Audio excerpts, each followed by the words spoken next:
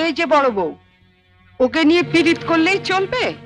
এদিকে টেবিলের উপর যে এটো বাসনগুলো পড়ে রয়েছে সেগুলো মাজা কষা করবে কে? হ্যাঁ, কটা ঝি চাকর আছে? যাচ্ছি মা। চলো না দিদি, আমি তোমার সঙ্গে হাতে হাতে কাজ করি। ও বাবা, কি পীড়িত রে! দেখবো দেখবো কত কাজ করতে পারো। দেখি তোমার বাবা মা কি গয়না পরিয়ে শ্বশুর বাড়ি পাঠিয়েছে। হ্যাঁ?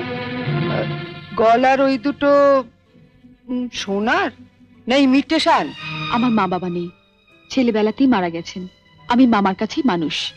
ও, মা বাবাকে খেয়ে বসে আছো?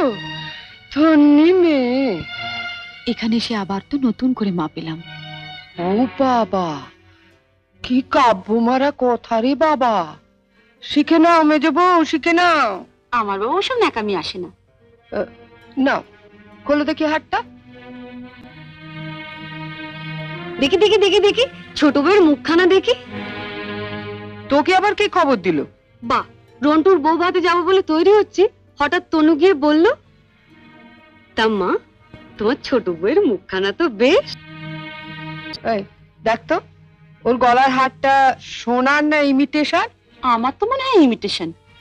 মা দেখেছেন আমার বিয়ের হারটা এখনো কেমন চকচক করছে? এটা তো মনে হচ্ছে না, কেমন যেন মেয়ের মেরে। এটা আমার মায়ের গয়না, মা মারা যাবার সময় মামার হাতে দিয়ে গিয়েছিলেন। এই সুটকেসে আরো আছে। দেখি দেখি দেখি, সরো সরো সরো না, বাপের বাড়ি থেকে কি আনলে দেখি।